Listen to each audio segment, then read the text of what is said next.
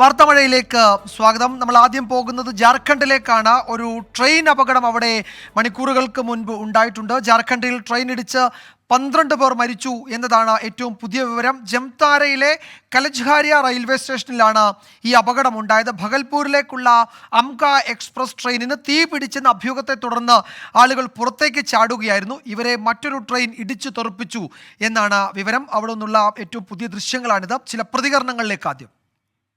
विधानसभा क्षेत्र जामताड़ा के पास कसिया टार हॉल्ट के पास एक रेल हादसे में लगभग 3 लोगों की जान गई है और कई लोग लापता हैं, ऐसी सूचना मुझे मिल रही है। निश्चित तौर पर ये बहुत बड़ी घटना है, दुखदायी घटना है। इस घटने से मैं काफ़ी मर्माहत हूँ, लोग हमारे सदमे में हैं। ബൽറാം നെടുങ്ങാടി വിവരങ്ങൾ നൽകും ഡൽഹിയിൽ നിന്ന്. ബൽറാം, എന്താണ് പുതിയ വിവരങ്ങൾ? അതിലൊരു വ്യക്തത വന്നിട്ടുണ്ടോ ഈ അപകട കാരണം? ഇതിൽ അവർ സഞ്ചരിച്ചുകൊണ്ടിരുന്ന ട്രെയിനിന് തീ പിടിച്ചു എന്നൊരു വ്യാജ വാർത്ത പ്രചരിക്കുന്നു. ആ ഘട്ടത്തിൽ ആളുകൾ ട്രെയിനിൽ നിന്ന് പുറത്തേക്ക് ചാടുന്നു, മറ്റൊരു ട്രെയിൻ അവരെ ഇടിച്ചു തെറിപ്പിക്കുന്നു. ഇതാണ് നമുക്ക് ഈ ഘട്ടത്തിൽ ലഭ്യമായിരിക്കുന്ന വിവരം. എന്തൊക്കെയാണ് മറ്റു വിശദാംശങ്ങൾ? ഈ പരിക്കേറ്റവരുടെ ആരോഗ്യനിലയൊക്കെ സംബന്ധിച്ച് എന്തെങ്കിലും വിവരങ്ങൾ ഈ ഘട്ടത്തിൽ ലഭ്യമാണോ?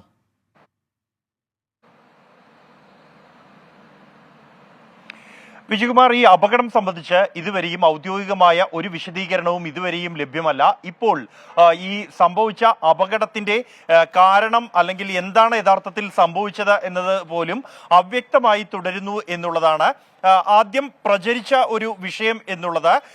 ഈ ഒരു ഭാഗൽപൂരിലേക്കുള്ള അംക എക്സ്പ്രസ് ട്രെയിനിന് തീ പിടിച്ചതായുള്ള ഒരു സന്ദേശം ഉണ്ടായി. ആരോ ട്രെയിനിൽ അത്തരത്തിൽ വിളിച്ചു പറയുന്നത് കേട്ട് ആശങ്കാകുലരായ യാത്രക്കാർ ട്രാക്കിലേക്ക് എടുത്തു ചാടി.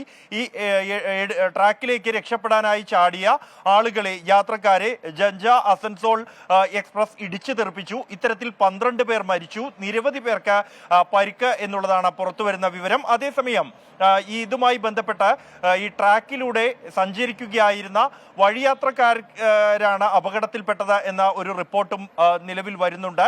വാർത്താ ഏജൻസിയായ ANI നൽകുന്ന വിവരം, ഏറ്റവും ഒടുവിൽ നൽകുന്ന വിവരം അനുസരിച്ച് ട്രാക്കിലൂടെ നടക്കുകയായിരുന്ന 2 പേരാണ് ഈ ട്രെയിൻ തട്ടി മരിച്ചത് എന്നും ട്രെയിനിൽ അത്തരത്തിലൊരു തീപിടുത്തം ഉണ്ടായിട്ടില്ല എന്നുള്ളതുമാണ്. കൂടാതെ ഈ വിഷയവുമായി ബന്ധപ്പെട്ട് ഉള്ള കൂടുതൽ അന്വേഷണം റെയിൽവേ ആരംഭിച്ചു കഴിഞ്ഞിരിക്കുന്നു എന്നുമാണ് നിലവിൽ ലഭ്യമാകുന്ന വിവരം. നിലവിലിപ്പോൾ നാട്ടുകാർ അടക്കമുള്ളവരാണ് ഈ പ്രദേശത്ത് ഉള്ളത്. മരിച്ച ആരെയും തിരിച്ചറിയാൻ കഴിഞ്ഞിട്ടില്ല എന്നാണ് പ്രദേശത്തെ MLA അടക്കമുള്ളവർ പറയുന്നത്. ഉന്നതർ സ്ഥലത്തേക്ക് തിരിച്ചിരിക്കുന്നു. എന്നാൽ ഇപ്പോഴും ഈ സംഭവത്തെക്കുറിച്ച് ഔദ്യോഗികമായി സ്ഥിരീകരിക്കാൻ കഴിയുന്ന ആരും തന്നെ ഇതിനെക്കുറിച്ച് വ്യക്തമായ പ്രതികരണം നടത്തിയിട്ടില്ല ഈ ഘട്ടം വരെ എന്നുള്ളതാണ് സാഹചര്യം. MLA അടക്കമുള്ളവർ സംഭവസ്ഥലത്തേക്ക് എത്തുന്നുണ്ട്. 12 പേരുടെ മരിച്ചതായുള്ള വിവരം പുറത്തു വരുന്നുണ്ട്. എന്നാൽ 2 പേരുടെ മൃതദേഹങ്ങളാണ് ഇപ്പോൾ ഈ സംഭവ സ്ഥലത്തു നിന്നും കണ്ടെടുത്ത് മാറ്റിയിരിക്കുന്നത്. ഇവിടെ നാട്ടുകാർ അടക്കമുള്ളവർ ഇവിടെ കൂടി നിന്ന് രക്ഷാപ്രവർത്തനം, പരിക്കേറ്റവരെ ആശുപത്രിയിൽ എത്തിക്കൽ അടക്കമുള്ള നടപടികൾ ഇപ്പോൾ പുരോഗമിക്കുകയാണ്. മറ്റ് പോലീസ് അടക്കമുള്ള സംഘം ഇപ്പോൾ എത്തിയിട്ടുണ്ട് എന്നാണ് അറിയാൻ കഴിയുന്നത്. അതിൽ തന്നെ ഉന്നതാധികാരികൾ ഈ സംഭവത്തെക്കുറിച്ച് കൃത്യമായ ചിത്രം നൽകാൻ കഴിയുന്ന, സ്ഥിരീകരിക്കാൻ കഴിയുന്ന ഉന്നത ഉദ്യോഗസ്ഥർ സ്ഥലത്തെത്തിയ ശേഷം മാത്രമായിരിക്കും ഔദ്യോഗിക സ്ഥിരീകരണം ഈ വിഷയത്തിൽ ഉണ്ടാകുക. 12 പേർ മരിച്ചതായി തന്നെയാണ് ജാർഖണ്ഡിലെ പ്രാദേശിക മാധ്യമങ്ങൾ നൽകുന്ന റിപ്പോർട്ട്. വിജയകുമാർ. യെസ്, 12 മരണം എന്നതാണ് പ്രാദേശിക മാധ്യമങ്ങൾ റിപ്പോർട്ട് ചെയ്യുന്നത്. അപകട കാരണം സംബന്ധിച്ച് എങ്ങനെയാണ് ഇത്രയും ആളുകൾക്ക് മേലേക്ക് ഈ ട്രെയിൻ ഇടിച്ചത് എന്നതിൽ ഒരു വ്യക്തതയില്ല. ട്രെയിനിനുള്ളവർ പുറത്തേക്ക് ചാടിയെന്നും അപ്പോൾ മറ്റൊരു ട്രെയിൻ ഇടിച്ചു എന്നും ഒരു വിവരമുണ്ട്. അതല്ല, ട്രാക്കിലൂടെ നടക്കുന്നവർക്ക് മുകളിലേക്ക് ട്രെയിൻ കയറി എന്നൊരു വിവരവുമുണ്ട്. എന്തായാലും ഔദ്യോഗികമായി റെയിൽവേ ഒരു വിശദീകരണം നൽകിയിട്ടില്ല. കൂടുതൽ വിവരങ്ങൾക്കായി കാത്തിരിക്കുകയാണ്. വിശദാംശങ്ങൾ വൈകാതെ ലഭിക്കുമെന്ന് കരുതുന്നു. ബൽറാം നെടുങ്ങാടിയാണ് വിവരങ്ങൾ നൽകിയത്. ഇന്നത്തെ മറ്റൊരു പ്രധാന റിപ്പോർട്ടിലേക്ക് വാർത്താമഴ കടക്കുകയാണ്. പൂക്കോട് വെറ്റിനറി കോളേജിലെ വിദ്യാർത്ഥി സിദ്ധാർത്ഥിന്റെ മരണത്തിൽ 6 പേർ അറസ്റ്റിലായി. വിദ്യാർത്ഥിയുടെ മരണത്തിലേക്ക് നയിച്ചത് SFIയുടെ പരസ്യ വിചാരണ എന്ന് പോലീസിന് വിവരം ലഭിച്ചു. യൂണിവേഴ്സിറ്റി ഹോസ്റ്റൽ SFIയുടെ വിചാരണ കോടതിയാണെന്ന് അറസ്റ്റിലായ പ്രതികളിൽ ചിലർ മൊഴി നൽകിയിട്ടുണ്ട്. കേസിൽ 20ഓളം പ്രതികളുണ്ട് എന്നാണ് അന്വേഷണ സംഘത്തിന്റെ വിലയിരുത്തൽ. കുറ്റക്കാർക്ക് SFI സംരക്ഷണ കവചം ഒരുക്കുകയാണെന്ന് KSU ആരോപിച്ചു. കാണാം ഇന്നത്തെ ലീഡ് സ്റ്റോറി. തിരുവനന്തപുരം സ്വദേശികളായ Srihari R D, Rehan Binoy, Akash S D, Thodupuzha സ്വദേശി ഡോൺസ് ഡായ്, ഇടുക്കി സ്വദേശി അഭിഷേക് എസ്, വയനാട് സുൽത്താൻ ബത്തേരി സ്വദേശി ബിൽഗേറ്റ് ജോഷുവ എന്നിവരുടെ അറസ്റ്റാണ് രേഖപ്പെടുത്തിയത്. അന്യായമായി തടഞ്ഞുവെക്കൽ, സംഘം ചേർന്ന് മർദ്ദിക്കൽ, ആത്മഹത്യാ പ്രേരണാകുറ്റം തുടങ്ങിയവയാണ് പ്രതികൾക്കെതിരെ ചുമത്തിയിരിക്കുന്നത്. പ്രതികൾ സിദ്ധാർത്ഥിനെ തുടർച്ചയായി 3 മണിക്കൂറിലേറെ മർദ്ദിച്ചു. 4ാം വർഷ വിദ്യാർത്ഥി സിൻജോ ജോൺസന്റെ നേതൃത്വത്തിലായിരുന്നു മർദ്ദനം. നേരത്തെ പോലീസിന്റെ പ്രതിപട്ടികയിലുണ്ടായിരുന്ന college union president K Arun, SFI unit secretary Amal Ihsan തുടങ്ങിയവർ ഉൾപ്പെടെയുള്ള 12 പ്രതികൾക്ക് പുറമെയാണ് 6 പേരെ കൂടി പോലീസ് കസ്റ്റഡിയിലെടുത്ത് ചോദ്യം ചെയ്തതും അറസ്റ്റ് രേഖപ്പെടുത്തിയതും. കൽപ്പറ്റ DYSP TN സജീവന്റെ നേതൃത്വത്തിൽ നടത്തിയ ചോദ്യം ചെയ്യലിൽ 6 പേരും കുറ്റം സമ്മതിച്ചു. സർവകലാശാല ഹോസ്റ്റൽ SFIയുടെ വിചാരണ കോടതിയാണെന്നാണ് പ്രതികൾ പോലീസിന് നൽകിയ മൊഴി. പരാതികൾ അവിടെ വെച്ച് തന്നെ തീർപ്പാക്കി ശിക്ഷ വിധിക്കുന്നതാണ് രീതി. കോളേജിലുണ്ടാകുന്ന വിഷയങ്ങൾ അധികൃതരിലേക്ക് എത്താനും പോലീസിന് പരാതി നൽകാനും സീനിയർ വിദ്യാർത്ഥികൾ സമ്മതിക്കില്ലെന്നും അന്വേഷണ സംഘത്തിന് ലഭിച്ച മൊഴിയിലുണ്ട്. കൽപ്പറ്റ ജുഡീഷ്യൽ 1ാം ക്ലാസ് മജിസ്ട്രേറ്റിന് മുൻപാകെ ഹാജരാക്കിയ പ്രതികളെ റിമാൻഡ് ചെയ്തു. SFI നേതാക്കൾ ഉൾപ്പെടെ 12 പ്രതികൾ ഒളിവിലാണ്. ഇവരുടെ വീടുകളിലും പ്രതികൾ പോകാനിടയുള്ള സ്ഥലങ്ങളിലും പോലീസ് പരിശോധന നടത്തിയെങ്കിലും 12 പേരെയും കണ്ടെത്താൻ കഴിഞ്ഞില്ല. പ്രതികളിൽ ഒരാൾക്കെതിരെ ലുക്കൌട്ട് നോട്ടീസ് പുറപ്പെടുവിച്ചു. നിലവിൽ 18 പ്രതികളുള്ള കേസിൽ പ്രതിപ്പട്ടിക ഇനിയും നീളാനാണ് സാധ്യത. 24 വയനാട്.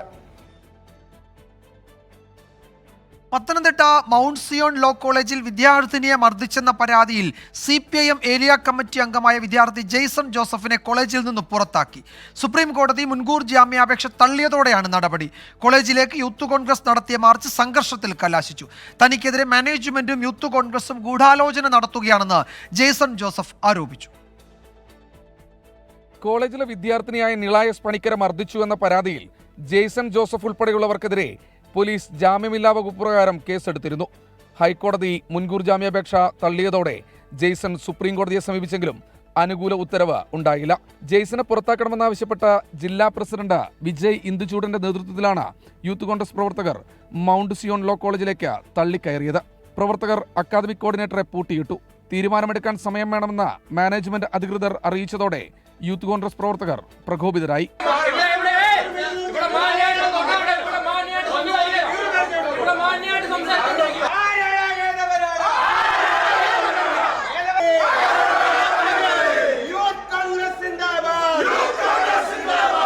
പ്രതിഷേധത്തിനൊടുവിൽ ജെയ്സനെ കോളേജിൽ നിന്ന് പുറത്താക്കിയതായി അധികൃതർ അറിയിച്ചു. കുട്ടികൾ ആവശ്യപ്പെട്ടതുപോലെ ഡിസ്കസ് ചെയ്യാന്നുള്ള തീരുമാനം എടുത്തു. മാനേജ്മെന്റ് ഫോർമാലിറ്റി അനുസരിച്ച് ചെയ്യും. അതിന്റെ പേപ്പറൊക്കെ ഉണ്ട്, അത് പ്രിൻസിപ്പൽ തയ്യാറാക്കുന്നുണ്ട്. സുപ്രീം കോടതി മുൻകൂർ ജാമ്യ ഹർജി തള്ളിയിട്ടും CPIM നേതാവിനെ അറസ്റ്റ് ചെയ്യാത്ത പോലീസ് നടപടിക്കെതിരെ സമരം തുടങ്ങുമെന്ന് യൂത്ത് കോൺഗ്രസ് നേതാക്കൾ അറിയിച്ചു. അതേസമയം തനിക്കെതിരെ നടക്കുന്നത് മാനേജ്മെന്റ് യൂത്ത് കോൺഗ്രസ് ഗൂഢാലോചനയെന്ന് ജെയ്സൺ ജോസഫ് 24നോട്.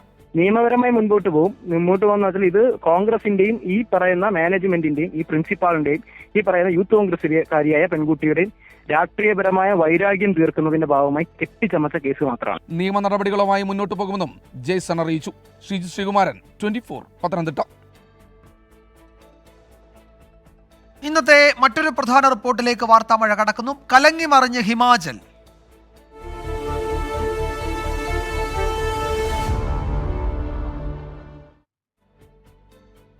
ഹിമാചൽ പ്രദേശിൽ കോൺഗ്രസ് ഹൈക്കമാൻഡ് നിയോഗിച്ച പ്രതിനിധികൾ വിമത നേതാക്കളുമായി ചർച്ച തുടങ്ങി. മന്ത്രിസഭയിൽ നിന്ന് രാജി പ്രഖ്യാപിച്ച വിക്രമാദിത്യ സിംഗ് ഹൈക്കമാൻഡിന്റെ അന്തിമ തീരുമാനം വരെ കാത്തിരിക്കാമെന്ന് പ്രതിനിധികളെ അറിയിച്ചു. എന്നാൽ രാജി പിൻവലിച്ചിട്ടില്ലെന്നും അദ്ദേഹം വ്യക്തമാക്കിയിട്ടുണ്ട്. ചർച്ചകൾ തുടരുന്ന സാഹചര്യത്തിൽ കാത്തിരിക്കുക എന്നതാണ് വിമത നേതാക്കളുടെ തീരുമാനം. മുഖ്യമന്ത്രിയെ മാറ്റുക എന്നതിൽ വിട്ടുവീഴ്ചയ്ക്കില്ല എന്നാണ് DK ശിവകുമാർ ഉൾപ്പെടെയുള്ള നേതാക്കളുമായുള്ള കൂടിക്കാഴ്ചയിൽ നേതൃമാറ്റം ആവശ്യപ്പെട്ട MLA-മാർ നിലപാടെടുത്തത്. There is a difference between taking back the resignation and there is a difference between not pressing for your resignation till the time the dialogue and the action of the observers is not complete. तो मैंने ये कहा है क्योंकि हमने वार्तालाप हमने observers के साथ करी है और ऑब्जर्वर्स के साथ जो वर्तमान परिस्थितियां बनी हुई है उसके बारे में उनको जानकारी दी है. इसलिए जब तक इसका निर्णय नहीं लिया जाता तब तक मैं अपनी रेजिग्नेशन को प्रेस नहीं करूंगा और फाइनल आउटकम जो है वो आने वाले समय में लिया जाए. സർക്കാർ രൂപീകരണത്തിലുണ്ടായ പ്രശ്നങ്ങൾക്ക് പരിഹാരം കാണാൻ ഹൈക്കമാൻഡിന് 1 വർഷം കഴിഞ്ഞിട്ടും സാധിച്ചിട്ടില്ലെന്ന് വിക്രമാദിത്യ സിംഗിന്റെ മാതാവും കോൺഗ്രസ് എംപിയുമായ പ്രതിഭ സിംഗ് കുറ്റപ്പെടുത്തി. ബൽറാം നെടുങ്ങാടി വിവരങ്ങൾ നൽകും. ഡൽഹിയിൽ നിന്ന് ബൽറാം, ഏതായാലും സുഖ്വീന്ദർ സിംഗ് സുഖുവിനെ മാറ്റുക എന്നതിൽ ഒരു വിട്ടുവീഴ്ചയ്ക്കും ഈ വിമത നേതാക്കൾ തയ്യാറാകില്ല എന്ന് ഉറപ്പിക്കാം. അപ്പോൾ സുഖുവിനെ ഒഴിവാക്കി അദ്ദേഹത്തെ മാറ്റി ഒരു പുതിയ നേതാവിനെ കൊണ്ടുവരിക എന്ന തീരുമാനത്തിലേക്ക് ഹൈക്കമാൻഡ് എത്തും, അല്ലെങ്കിൽ എത്തേണ്ടി വരും എന്നുറപ്പാണല്ലേ?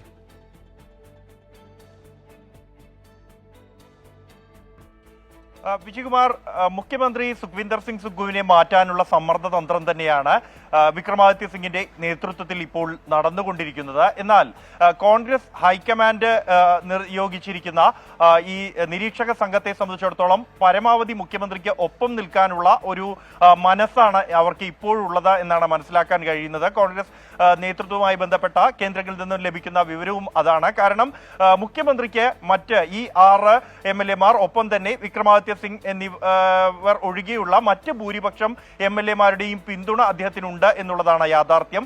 അത് മനസ്സിലാക്കിക്കൊണ്ടുള്ള ഒരു തീരുമാനത്തിലേക്ക് ഹൈക്കമാൻഡ് ഉൾപ്പെടെ പോകൂ എന്നാണ് നിലവിലുള്ള ഒരു സാഹചര്യം എന്നുള്ളത്.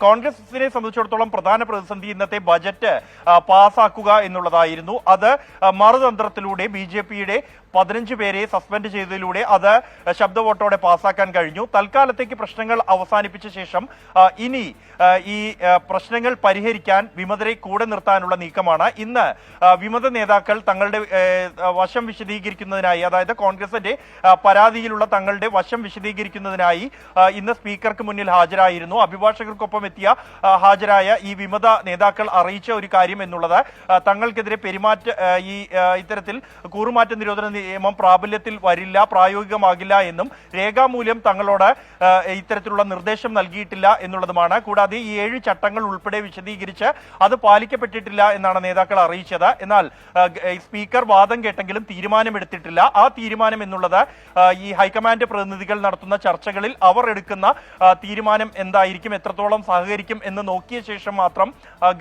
ഇവരുടെ കാര്യത്തിൽ തീരുമാനമെടുക്കാം എന്നുള്ളതാണ്. തിരിച്ച് ഒരു സമ്മർദ്ദം ഈ വിമതർക്ക് മേൽ പ്രയോഗിക്കുക എന്നുള്ളതാണ് നിലവിൽ കോൺഗ്രസ് സ്വീകരിച്ചിരിക്കുന്ന തന്ത്രം. അതിനിടെയാണ് വിക്രമാദിത്യ സിംഗും മാതാവും വീണ്ടും ഹൈക്കമാൻഡിനെ കുറ്റപ്പെടുത്തിക്കൊണ്ട് രംഗത്തെത്തിയിരിക്കുന്നത്. നിരീക്ഷകരുടെ കയ്യിലാണ് ഇപ്പോൾ കാര്യങ്ങളെന്നും അവർ ഉചിതമായ തീരുമാനമെടുക്കട്ടെ, അതിനായി കാത്തുനിൽക്കുകയാണ് എന്നുമാണ് അറിയിച്ചിരിക്കുന്നത്. ഈ അനുകൂലമായ ഒരു തീരുമാനം ഉണ്ടായില്ലെങ്കിൽ കടുത്ത നീക്കങ്ങളിലേക്ക് വിക്രമാദിത്യ സിംഗ് അല്ലെങ്കിൽ മുൻ മുഖ്യമന്ത്രി വീരഭദ്ര സിംഗിനോട് ഒപ്പം നിൽക്കുന്ന നേതാക്കൾ നീങ്ങും എന്ന് തന്നെയാണ് ഈ ഒരു സമ്മർദ്ദത്തിൽ നിന്നും വ്യക്തമാകുന്നത്.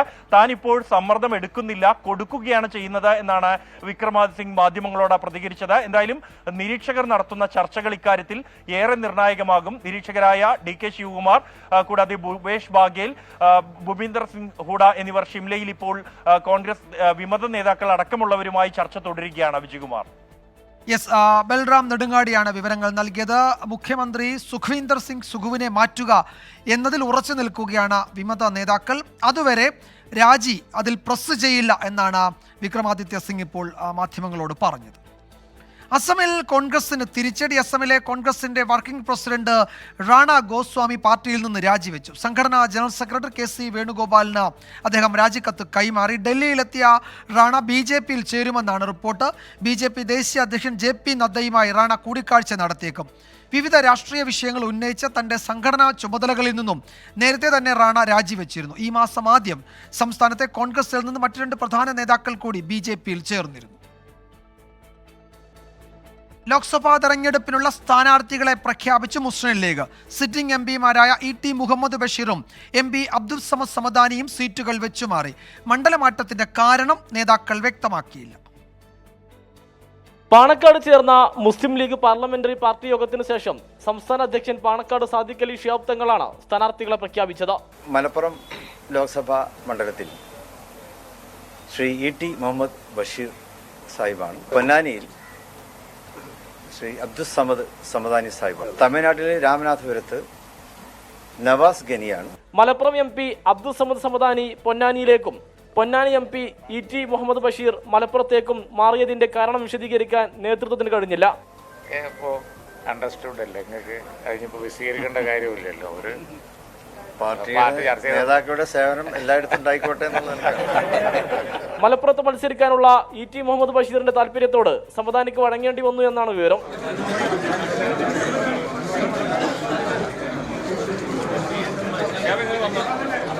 ഇന്ത്യയിലെ പുതിയ സാഹചര്യത്തിൽ പാർലമെന്റ് മെമ്പർമാർക്ക് വളരെ വലിയ ദൗത്യം നിർവഹിക്കാനുണ്ട്.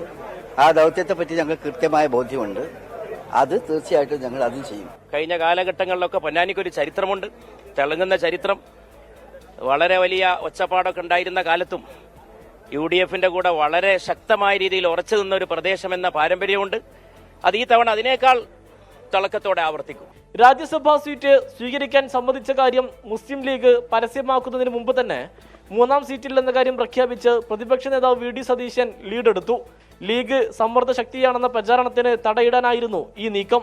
സ്വാഭാവികമായിട്ടും അടുത്ത രാജ്യസഭാ സീറ്റ് വരുമ്പോൾ ഒരു സീറ്റ് പ്രതിപക്ഷത്തിന് കിട്ടണം, അത് കോൺഗ്രസിന് കിട്ടേണ്ടതാണ്. അത് ഞങ്ങൾ മുസ്ലിം ലീഗിന് കൊടുക്കും.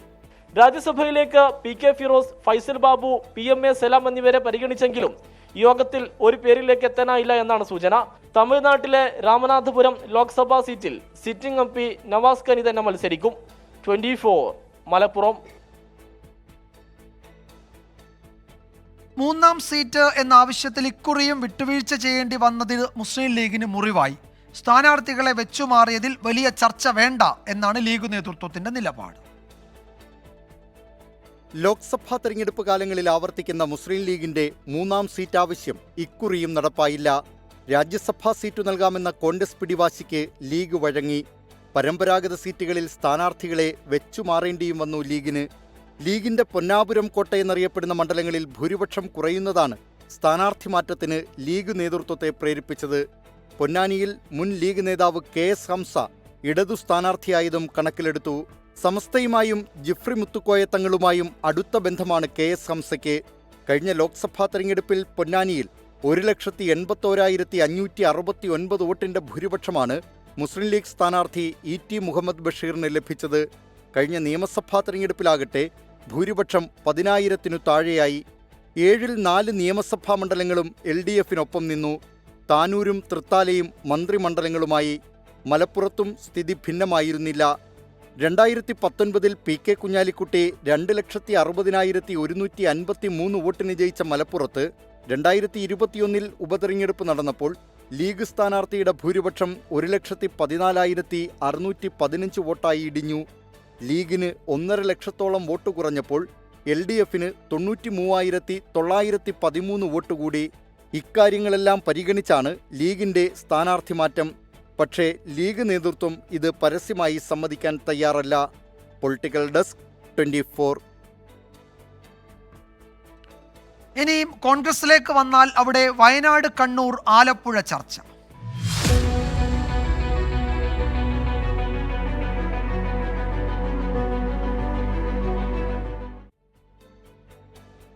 ലോക്സഭാ തെരഞ്ഞെടുപ്പിനുള്ള കോൺഗ്രസിന്റെ സ്ഥാനാർത്ഥി നിർണയ ചർച്ചകൾ വൈകാതെ തുടങ്ങും. കേരളത്തിന്റെ ചുമതലയുള്ള AICC general secretary Deepa Das Munshi ഇന്ന് രാത്രിയോടെ തിരുവനന്തപുരത്തെത്തും. നാളെയാണ് സ്ക്രീനിംഗ് കമ്മിറ്റി യോഗം.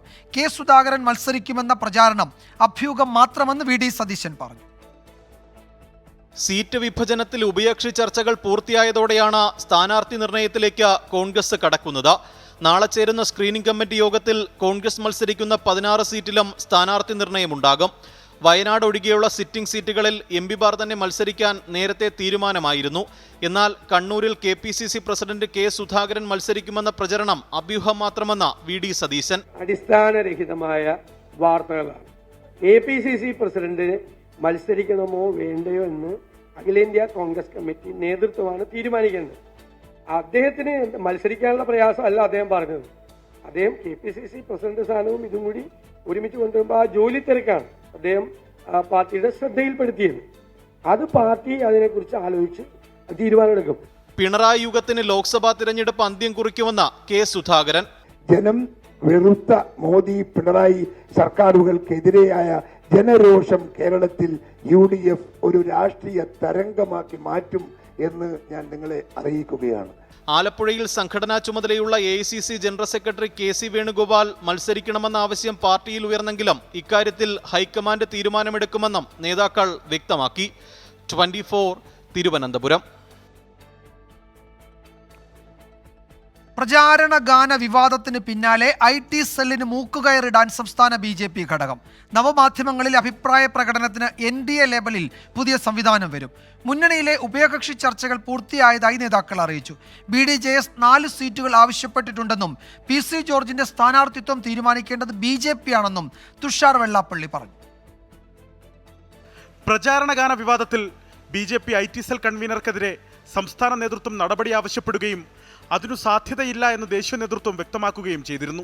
അതിനു പിന്നാലെ ചേർന്ന സംസ്ഥാന ഭാരവാഹി യോഗത്തിലാണ് IT സെല്ലിന് മൂക്കുകയറിടാൻ BJP തീരുമാനിച്ചത്. ഫലത്തിൽ IT സെൽ കൺവീനർ S ജയശങ്കറിനെതിരെ നേരിട്ടുള്ള നടപടി തൽക്കാലം ഉണ്ടാവില്ല. പക്ഷെ സംസ്ഥാന IT സെല്ലിന്റെ അധികാര പരിധി വെട്ടിച്ചുരുക്കി IT സെൽ കൺവീനർ സ്ഥാനം സാങ്കേതിക ചുമതല മാത്രമാക്കി മാറ്റാനാണ് BJP നീക്കം. BJP IT സെല്ലിനു പകരം നവമാധ്യമങ്ങളിലെ അഭിപ്രായ രൂപീകരണത്തിനും അഭിപ്രായ പ്രകടനത്തിനും NDA ലേബലിൽ പുതിയ സംവിധാനം വരും. BJP IT സെല്ലിന്റെ ചുമതലകൾ NDA IT സെൽ നിർവഹിക്കും. NDA IT സെല്ലിന് പുതിയ കോർഡിനേറ്റർ പദവി സൃഷ്ടിക്കാനും തീരുമാനിച്ചു. ഒരു BJP സംസ്ഥാന ജനറൽ സെക്രട്ടറിക്ക് NDA IT സെല്ലിന്റെ പൂർണ്ണ ചുമതല നൽകും. BJPയുടെ ലോക്സഭാ തെരഞ്ഞെടുപ്പ് പ്രചാരണം മോദിയെ മുൻനിർത്തി നടത്താനും സംസ്ഥാന ഭാരവാഹി യോഗം തീരുമാനിച്ചു. NDAയിൽ വിവിധ ഘടകകക്ഷികൾ സീറ്റ് ആവശ്യം മുന്നോട്ട് വെച്ചിട്ടുണ്ടെന്നും അത് കേന്ദ്ര നേതൃത്വത്തെ അറിയിക്കുമെന്നും PK കൃഷ്ണദാസ്. ഈ ഉഭയകക്ഷി ചർച്ചയിൽ എല്ലാ ഘടകകക്ഷികളും അവർ മത്സരിക്കാൻ ആഗ്രഹിക്കുന്ന ലോകസഭാ മണ്ഡലം ഉൾപ്പെടെ വിവിധ ആവശ്യങ്ങൾ BJP നേതൃത്വത്തിന് മുന്നിൽ അവതരിപ്പിച്ചിട്ടുണ്ട്. വിവിധ ഘടകകക്ഷികൾ അവതരിപ്പിച്ചിട്ടുള്ള എല്ലാ ആവശ്യങ്ങളും BJPയുടെ സംസ്ഥാന നേതൃത്വം കേന്ദ്ര നേതൃത്വത്തിന്റെ മുന്നിൽ അവതരിപ്പിക്കും. PC ജോർജിനോട് എതിർപ്പുണ്ടായിരുന്നത് SNDP യോഗത്തിനാണെന്നും അതിനെ രാഷ്ട്രീയവുമായി കൂട്ടിക്കുഴയ്ക്കേണ്ടതില്ലെന്നും തുഷാർ വെള്ളാപ്പള്ളി. അത് SNDP വിഷയമാണല്ലോ, ഇത് പൊളിറ്റിക്സുമായിട്ട് മിക്സ് ചെയ്യേണ്ട ആവശ്യമില്ല. BJP 16 സീറ്റുകളിലും BDJS 4 സീറ്റുകളിൽ മത്സരിക്കാനുമാണ് നിലവിലെ ധാരണ.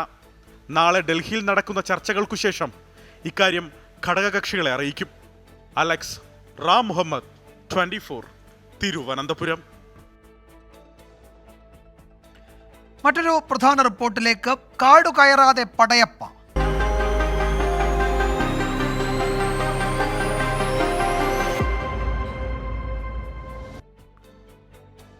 മൂന്നാറിൽ പടയപ്പയുടെ പരാക്രമം പതിവാകുകയാണ്. മൂന്നാർ മറയൂർ സംസ്ഥാന പാതയിലെ വഴിയോര കട കാട്ടാന തകർത്തു.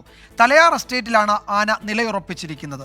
അതേസമയം വന്യജീവി അക്രമം തടയുന്നതിനായി മൂന്നാറിലെ RRT ടീമിനെ ഉടൻ വിപുലീകരിക്കുമെന്ന് CCF RS അരുൺ വ്യക്തമാക്കി.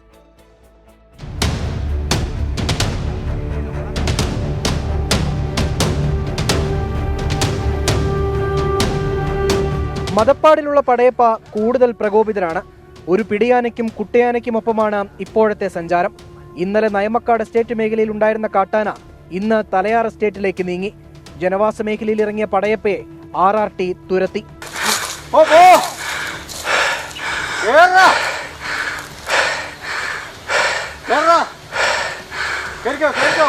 ഇപ്പം ജനവാസ മേഖല ഇറങ്ങാതെ നോക്കാൻ വേണ്ടി നമ്മുടെ ഉദ്യോഗസ്ഥർ പറഞ്ഞിട്ടുണ്ട്. നമ്മൾ എന്തായാലും മോണിറ്ററിങ് ചെയ്യുന്നുണ്ട്, പകലും രാത്രിയും. വാഹനങ്ങൾ ആക്രമിക്കുന്ന പറഞ്ഞാൽ ആൾക്കാർ മാക്സിമം അതിൻ്റെ അടുത്ത് പോയി നിന്ന് ഫോട്ടോ എടുക്കുന്ന പരിപാടി ഇപ്പോൾ ഇച്ചിരി കൂടുതലാണ്. വൈൽഡ് ലൈഫ് ഡിഫൻഡ് എന്നുള്ള ഒരു ചിന്ത വേണം. നമുക്ക് വന്യമൃഗത്തെ വന്യമൃഗമായിട്ട് കാണുവാണെങ്കിൽ ആ ഒരു ബുദ്ധിമുട്ട് കുറയും. പടയപ്പ സ്ഥിരമായി ജനവാസ മേഖലയിൽ ഇറങ്ങുന്നതോടെ ആശങ്കയിലാണ് നാട്ടുകാർ. ഭയങ്കര ശല്യം, ഇപ്പോൾ ഭയങ്കര ശല്യം. അപ്പോൾ ഒരു മാസം കാലമായിട്ട് ഇപ്പോൾ വന്ന് കടകൾ അടിച്ച് പൊളിക്കുക, പിന്നെ പളസറ കട അടിക്കുക, വണ്ടിയിലൊക്കെ അടിക്ക് പൊളിക്കുന്നുണ്ട്. ഇല്ല, ആൾക്കാർ അവിടെ വെച്ചാൽ പണിയെടുത്ത് കൊടുത്തവരും. അപ്പം ഞങ്ങൾ വന്നാൽ ഇവിടെ എല്ലാ പേടിയോട് ഓടിയതാണ്. പടയപ്പ വീണ്ടും ജനവാസ മേഖലയിൽ ഇറങ്ങാൻ സാധ്യതയുള്ളതിനാൽ ജാഗ്രത പാലിക്കണമെന്നാണ് വനം വകുപ്പ് നിർദ്ദേശം. സുനിൽ സുരേന്ദ്രനൊപ്പം രാഹുൽ വിജയൻ, 24 ഇടുക്കി. മൂന്നാറിലെ കാട്ടാന ആക്രമണം തെരഞ്ഞെടുപ്പ് പ്രചാരണ ആയുധമാക്കുകയാണ് മുന്നണികൾ. പടയപ്പയെ ഉൾപ്പെടെ മയക്കുവെടി വെച്ച് പിടികൂടണമെന്നാവശ്യപ്പെട്ട് ഡീൻ കുര്യാക്കോസ് MP നടത്തുന്ന നിരാഹാര സമരം തുടരുന്നു. സമരം രാഷ്ട്രീയ താൽപര്യത്തോടെയാണെന്നാണ് CPM ജില്ലാ സെക്രട്ടറി CV വർഗീസ് കുറ്റപ്പെടുത്തിയത്. മൂന്നാറിലെ വന്യമൃഗ ആക്രമണത്തിനെതിരെ ഇടുക്കി രൂപത ഇന്ന് പ്രമേയം പാസാക്കി. സർവകക്ഷി യോഗ തീരുമാനം അംഗീകരിച്ചതിനു ശേഷം ഡീൻ കുര്യാക്കോസ് നടത്തുന്ന സമരം ഇരട്ടത്താപ്പെന്നാണ് CPIM പറയുന്നത്. അരിക്കൊമ്പൻ വിഷയം വന്നപ്പോൾ പടയപ്പ പ്രശ്നക്കാരനെന്ന് പറഞ്ഞയാളാണ് ഡീൻ കുര്യാക്കോസ് എന്ന് CPIM ഇടുക്കി ജില്ലാ സെക്രട്ടറി CV വർഗീസ് കുറ്റപ്പെടുത്തി. ഇടതുപക്ഷ ജനാധിപത്യത്തിനുള്ള സ്ഥാനാർത്ഥിയായി ജോയ്സ് ജോർജിനെ പ്രഖ്യാപിച്ചു. അപ്പോൾ ആ പ്രഖ്യാപിക്കപ്പെടുന്ന സന്ദർഭത്തിൽ തനിക്കൂടെ ഒരു സ്ഥാനം നേടുന്നതിന് വേണ്ടിയുള്ള സങ്കുചിതമായ രാഷ്ട്രീയ സമരമാണ് ഡീൻ കുര്യാക്കോസ് നടത്തിക്കൊണ്ടിരിക്കുന്നത്. ആ സമരത്തെ ജനങ്ങൾ പുച്ഛിച്ച് തള്ളുവന്നിട്ട് കാര്യത്തിൽ ആക്കൊന്നും വേണ്ട. മൗലിക ഉത്തരവാദിത്വത്തിന്റെ ഭാഗമാണ് സമരമെന്ന് ഡീൻ കുര്യാക്കോസ്. സ്വഭാവമായ കോടാലിയാണ്. ഞാൻ അദ്ദേഹത്തിൻ്റെ പ്രസ്താവനകളെ ആ ഒരു രീതിയിൽ മാത്രമേ ഞാൻ കാണുന്നു. ഇവരുടെ ഗവൺമെൻ്റ് അല്ലേ ഭരിക്കുന്നത്. ആ ഉത്തരവാദിത്വം പാലിക്കാൻ ഉള്ള ആ ഒരു ബാധ്യത എന്തേ സിവിവറീസ് പാലിക്കാത്തത്? അക്രമകാരികളായ ആനകളെ പിടിച്ചുമാറ്റണമെന്ന ഡീൻ കുര്യാക്കോസിന്റെ ആവശ്യം ഇന്ന് ചേർന്ന വനം വകുപ്പ് ഉന്നത ഉദ്യോഗസ്ഥരുടെ യോഗത്തിൽ ചർച്ച ചെയ്തില്ല. ഇവിടെ ഓൾറെഡി നമുക്കൊരു പെർമനന്റ് RRT എന്ന് പറഞ്ഞ് ഒരു RRT ഉണ്ട്. അല്ലാതെ രണ്ടാമത് ദേവികുളം ഇതിൽ അല്ലാതെ ഒരു RRTയും കൂടെ രൂപീകരിച്ചിട്ടുണ്ട്. അപ്പോൾ അതിൻ്റെ പ്രവർത്തനങ്ങൾ ഇന്ന് വിലയിരുത്തുകയുണ്ടായി. അപ്പോൾ അതിൻ്റെ അകത്ത് വന്ന ന്യൂനതകൾ ഉണ്ടെങ്കിൽ അത് പരിഹരിച്ച് പുതിയതായിട്ടൊരു RRTക്ക് ഈ ഒരു ഷോർട്ട് ടേം ഇതിൻ്റെ അകത്ത് നമ്മളൊരു കൂടുതൽ മെച്ചപ്പെട്ട രീതിയിൽ RRT പ്രവർത്തിക്കുന്നതിനായിട്ട് പുനർവിന്യസിക്കുന്ന എന്ന് ഞങ്ങൾ തീരുമാനമെടുത്തിട്ടുണ്ട്. വന്യമൃഗശല്യം നേരിടുന്നതിൽ അധികാരികൾ കാണിക്കുന്ന നിസ്സംഗത ഭയപ്പെടുത്തുന്നുവെന്ന് ഇടുക്കി രൂപത വൈദിക സമിതി പ്രമേയം പാസാക്കി. സ്വാർത്ഥ ലാഭത്തിന് വേണ്ടി മൗനം പാലിക്കുന്ന രാഷ്ട്രീയ നേതാക്കൾ പൊതുസമൂഹത്തിന് അപമാനമാണെന്നും പ്രമേയത്തിൽ വിമർശിക്കുന്നു. കേന്ദ്ര സംസ്ഥാന സർക്കാരുകൾ പരസ്പരം പഴിചാരി ജനങ്ങളെ കബളിപ്പിക്കുകയാണെന്ന് സിറോ മലബാർ സഭ കോതമംഗലം രൂപത അധ്യക്ഷൻ മാർ ജോർജ് മടത്തിക്കണ്ടത്തിൽ വിമർശിച്ചു. 24 ഇടുക്കി. വയനാട് മുള്ളൻകൊല്ലിയിൽ നിന്ന് പിടികൂടിയ കടുവയെ തൃശൂർ മൃഗശാലയിലെത്തിച്ചു. ഇന്ന് രാവിലെ പ്രത്യേകം സജ്ജീകരിച്ച വാഹനത്തിലാണ് കടുവയെ തൃശൂരിലെത്തിച്ചത്. കടുവയെ നിരീക്ഷണത്തിൽ പാർപ്പിച്ച് ആരോഗ്യസ്ഥിതി വിലയിരുത്തും.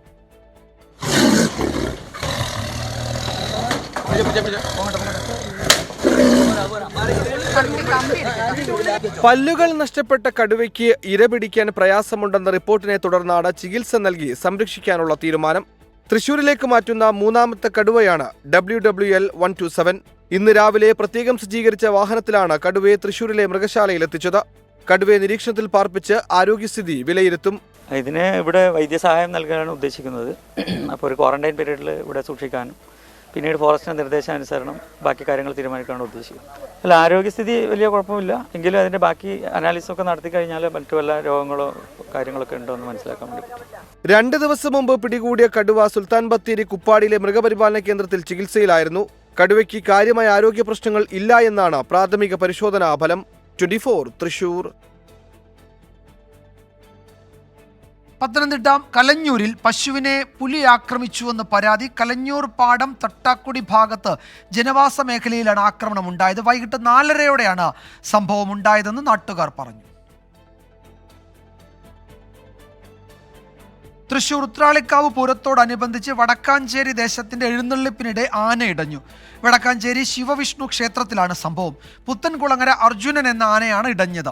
ഇന്ന് പുലർച്ചെയായിരുന്നു സംഭവം. ഇടഞ്ഞ ആന ദീപസ്തംഭവും ബലിക്കല്ലും ഇരുമ്പു ഗേറ്റും കവാടത്തിന്റെ മകുടവും തകർത്തു.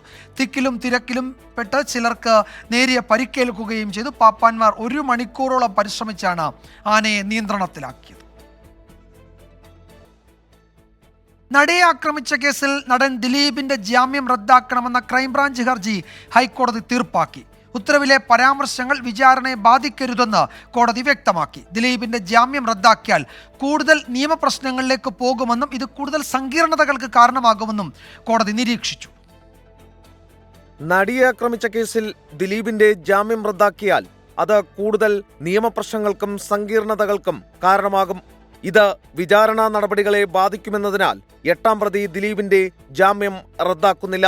ദിലീപിനെതിരായ ആക്ഷേപത്തിന്റെ മെറിറ്റിലേക്ക് പോകുന്നില്ലെന്നും വിചാരണ എത്രയും വേഗം പൂർത്തിയാക്കണമെന്നും ഹൈക്കോടതി വ്യക്തമാക്കി.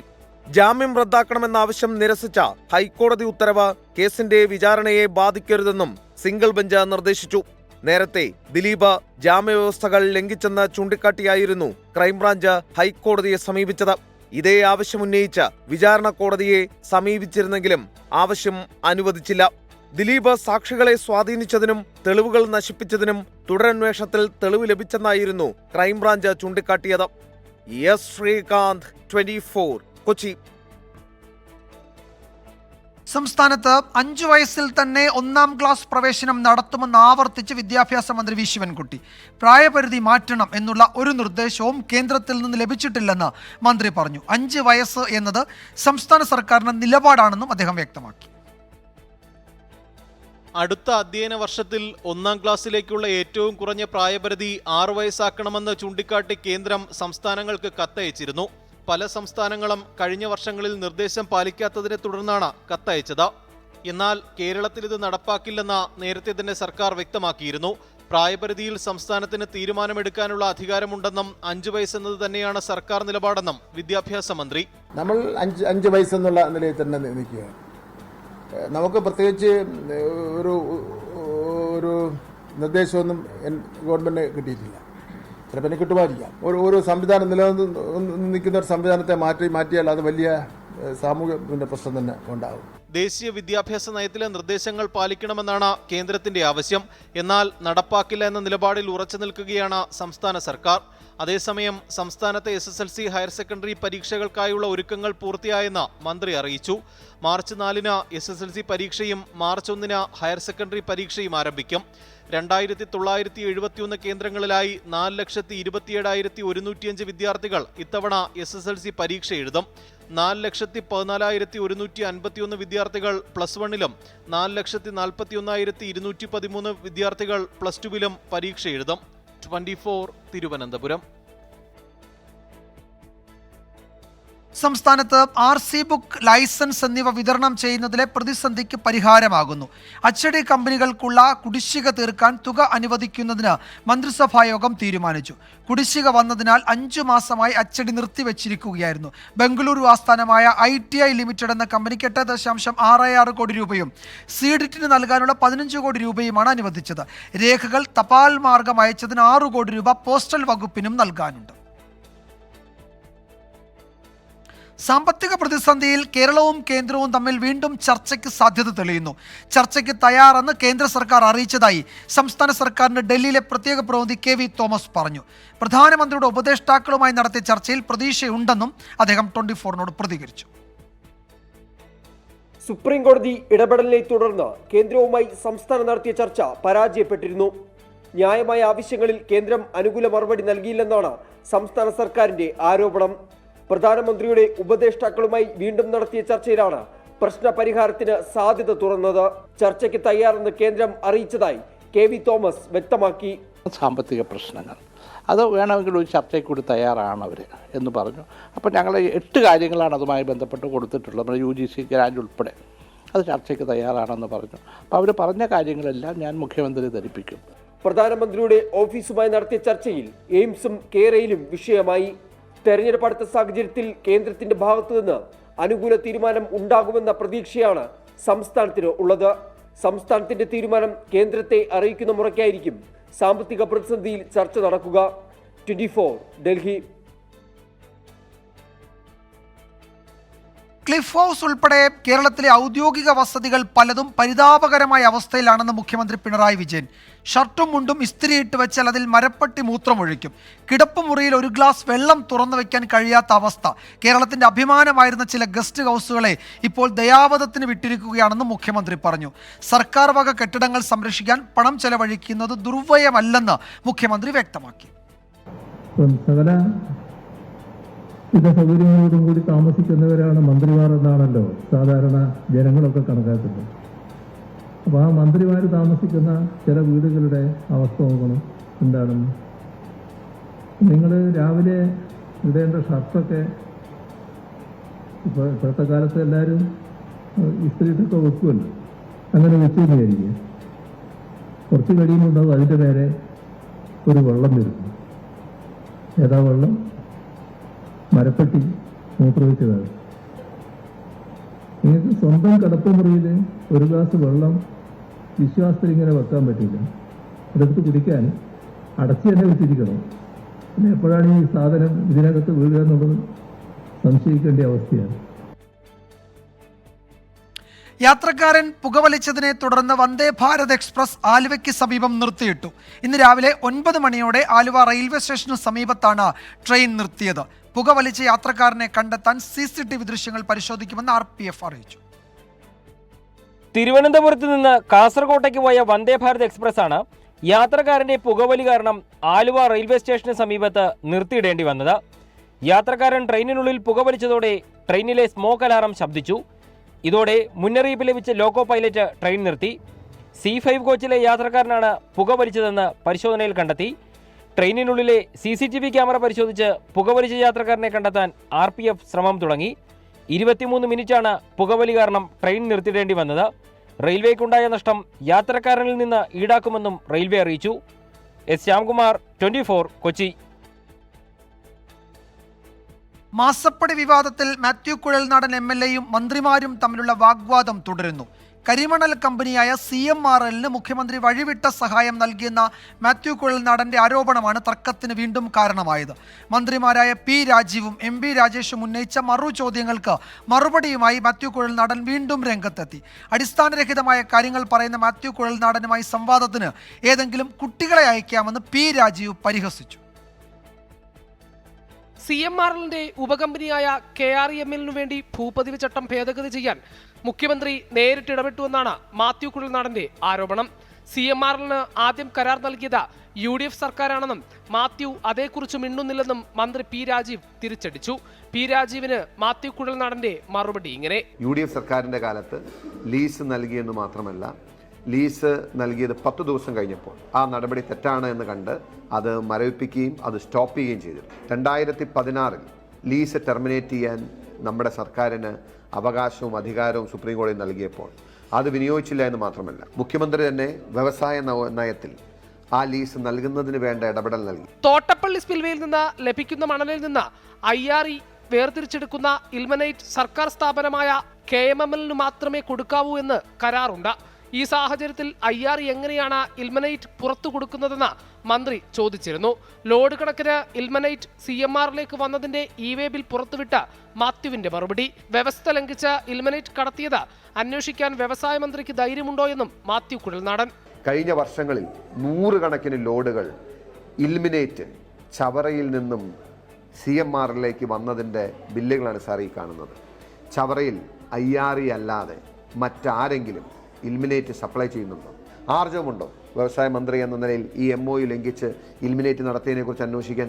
ഇനിയും സംവാദത്തിന് തയ്യാറാണെന്നും ആർജവം കാണിക്കേണ്ടത് മന്ത്രിമാരാണെന്നും മാത്യു കുഴൽനാടൻ വ്യക്തമാക്കി. അസംബന്ധത്തിന് മറുപടി നൽകാൻ ഒരു കുട്ടിയെ വിടാമെന്ന് P. രാജീവ് പരിഹസിച്ചു. ഞാൻ അതിനൊന്നും മറുപടി ഇതിനകത്ത് ചോദിക്കും, അദ്ദേഹത്തോടൊക്കെ മറുപടി പറയേണ്ട ഘട്ടം കഴിഞ്ഞു. കുട്ടികളെ ആരെങ്കിലും വിടാം. നമ്മുടെ പ്രതിപക്ഷക്കാരോട് ചോദിക്കും പറയില്ലേ, മുഖ്യമന്ത്രി ചോദിച്ചാൽ ഞാൻ പറയുള്ളൂ, ബാക്കി നമ്മുടെ ഷാപ്പി പറമ്പിൽ പറയേണ്ടത് പറഞ്ഞ പോലെ. ഞാൻ അദ്ദേഹത്തോട് ചോദിച്ചു, നിങ്ങൾ ഒരു അനുമതിയും കൊടുക്കാത്തതിന് ഇത്രയും പണം നൽകിയെങ്കിൽ ഇതിന് പെർമിറ്റ് മൈനിങ് ലീസ് നൽകിയതിന് എത്ര കൊടുത്തിട്ടുണ്ടാവണം അദ്ദേഹത്തിന്റെ മാനദണ്ഡം അനുസരിച്ച്? അതാണ് ഞാൻ ചോദിച്ചത്. KSADCക്കെതിരായ SFIO അന്വേഷണം വ്യവസായ വകുപ്പ് സ്വാഗതം ചെയ്യാത്തത് സംരംഭക താൽപര്യം മുൻനിർത്തിയെന്ന് മന്ത്രി ന്യായീകരിച്ചു. അന്വേഷണം നേരിടുന്ന സ്ഥാപനമെന്ന് കേട്ടാൽ ബാങ്കുകൾ വായ്പ നൽകില്ല. ഏതു രേഖയും നൽകാൻ KSADC തയ്യാറാണെന്നും P. രാജീവ് വ്യക്തമാക്കി. 24, തിരുവനന്തപുരം. DMKക്കെതിരെ രൂക്ഷ വിമർശനവുമായി പ്രധാനമന്ത്രി നരേന്ദ്രമോദി. കേന്ദ്രം നടത്തുന്ന വികസന പ്രവർത്തനങ്ങളുടെ ക്രെഡിറ്റ് തട്ടിയെടുക്കാൻ ശ്രമിക്കുന്ന DMKയെ അവസാനിപ്പിക്കേണ്ട സമയമായെന്ന് നരേന്ദ്രമോദി തിരുനെൽവേലിയിൽ പറഞ്ഞു. രാവിലെ തൂത്തുക്കുടിയിൽ 17,300 കോടി രൂപയുടെ പദ്ധതികൾ പ്രധാനമന്ത്രി ഉദ്ഘാടനം ചെയ്തു. തമിഴ്നാട് സന്ദർശനത്തിനിടെയാണ് DMKക്കെതിരെ പ്രധാനമന്ത്രി നരേന്ദ്രമോദിയുടെ രൂക്ഷ വിമർശനം. കേന്ദ്ര പദ്ധതികളുടെ ക്രെഡിറ്റ് തട്ടിയെടുക്കാനാണ് DMKയുടെ ശ്രമമെന്നാണ് പ്രധാന വിമർശനം. DMKയുടെ കുടുംബാധിപത്യം തുടരാനും കൊള്ള നടത്താനുമാണ് കേന്ദ്രം നടത്തുന്ന വികസന പ്രവർത്തനങ്ങളെ തമിഴ്നാട് സർക്കാർ എതിർക്കുന്നത്. തൂത്തുക്കുടിയിൽ ഇന്ന് ഉദ്ഘാടനം ചെയ്ത ISRO ലോഞ്ച് പാഡിന്റെ ക്രെഡിറ്റ് തട്ടിയെടുക്കാനും DMK ശ്രമിച്ചു. വിദ്വേഷ രാഷ്ട്രീയമാണ് DMK മുന്നോട്ട് വയ്ക്കുന്നതെന്നും അത് അവസാനിപ്പിക്കേണ്ട സമയമാണിതെന്നും നരേന്ദ്രമോദി പറഞ്ഞു. രാവിലെ തൂത്തുക്കുടിയിൽ നടത്തിയ പരിപാടിയിൽ തുറമുഖത്തെ ഔട്ടർ ഹാർബർ കണ്ടെയ്നർ ടെർമിനൽ, രാജ്യത്തെ ആദ്യത്തെ ഹൈഡ്രജൻ ഇന്ധന കപ്പൽ, രാജ്യത്തെ 75 ലൈറ്റ് ഹൗസുകൾ, റോഡ്, റെയിൽവേ, ജലസേചനം തുടങ്ങി 17,300 കോടി രൂപയുടെ വികസന പ്രവർത്തനങ്ങൾ നരേന്ദ്രമോദി ഉദ്ഘാടനം ചെയ്തു. ISRO കുലശേഖരപുരത്ത് നിർമ്മിക്കുന്ന 2ാം റോക്കറ്റ് ലോഞ്ച് പാഡിന്റെ നിർമ്മാണോദ്ഘാടനവും പ്രധാനമന്ത്രി നിർവഹിച്ചു. 24, ചെന്നൈ. ശ്രേയസ് അയ്യരും ഇഷാൻ കിഷനും BCCI വാർഷിക കരാറിൽ നിന്ന് പുറത്തായി. രഞ്ജി ട്രോഫിയിൽ കളിക്കണമെന്ന BCCIയുടെ കർശന നിർദ്ദേശം അവഗണിച്ചതിന് പിന്നാലെയാണ് നടപടി. മലയാളി താരം സഞ്ജു സാംസൺ ഗ്രേഡ് സിയിൽ തുടരും. BCCI നിർദ്ദേശത്തിന് പുല്ലുവില കൊടുത്ത ശ്രേയസ് അയ്യർക്കും ഇഷാൻ കിഷനും 8ന്റെ പണി. BCCIയുടെ വാർഷിക കരാറിൽ നിന്ന് ഇരുവരും പുറത്ത്. ദേശീയ ടീമിൽ ഇല്ലെങ്കിൽ നിർബന്ധമായും രഞ്ജി ട്രോഫി കളിക്കണമെന്നായിരുന്നു BCCI നിർദ്ദേശം. മാനസിക സമ്മർദ്ദത്തിന്റെ പേരിൽ ദേശീയ ടീമിൽ നിന്ന് ഇടവേളയെടുത്ത ഇഷാൻ ആഭ്യന്തര ക്രിക്കറ്റ് കളിക്കാതെ IPL-നായി തയ്യാറെടുക്കുകയായിരുന്നു. മോശം ഫോമിന്റെ പേരിൽ ടീമിൽ നിന്ന് ഒഴിവാക്കിയ ശ്രേയസ് പരിക്കു പറഞ്ഞും ഒഴിവായി. എന്നാൽ ശ്രേയസിന് പരിക്കില്ലെന്ന് ദേശീയ ക്രിക്കറ്റ് അക്കാദമി പിന്നീട് BCCIക്ക് റിപ്പോർട്ട് നൽകി. കഴിഞ്ഞ വർഷത്തെ കരാറിൽ ശ്രേയസ് B ഗ്രേഡിലും ഇഷാൻ C ഗ്രേഡിലുമായിരുന്നു. പുതിയ കരാറിൽ A+ ഗ്രേഡിലുള്ളത് 4 താരങ്ങൾ: ക്യാപ്റ്റൻ രോഹിത് ശർമ്മ, വിരാട് കോഹ്ലി, ജസ്പ്രീത് ബുംറ, രവീന്ദ്ര ജഡേജ. KL രാഹുൽ, ശുഭ്മാൻ ഗിൽ, മുഹമ്മദ് സിറാജ് എന്നിവർക്ക് സ്ഥാനക്കയറ്റം കിട്ടിയതോടെ A ഗ്രേഡിലുള്ള താരങ്ങളുടെ എണ്ണം 6 ആയി. സൂര്യകുമാർ യാദവ്, ഋഷഭ് പന്ത്, കുൽദീപ് യാദവ്, അക്സർ പട്ടേൽ, യശസ്വി ജയ്സ്വാൾ എന്നിവരാണ് B ഗ്രേഡിലുള്ളത്. മലയാളി താരം സഞ്ജു സാംസണും റിങ്കു സിംഗും ഉൾപ്പെടെ 15 താരങ്ങൾ ഗ്രേഡ് സിയിലുമുണ്ട്. രഞ്ജി ട്രോഫിയിൽ നിർബന്ധമായും കളിക്കണമെന്ന് ഒരിക്കൽ കൂടി ഓർമ്മിപ്പിച്ചുകൊണ്ടുള്ള വാർത്താക്കുറിപ്പാണ് BCCI സെക്രട്ടറി ജയ്ഷ പുറത്തുവിട്ടത്. Sports desk 24. റിപ്പോർട്ടോടെ വാർത്താമഴ അവസാനിക്കുന്നു. നാളെ വീണ്ടും കാണാം. Good night.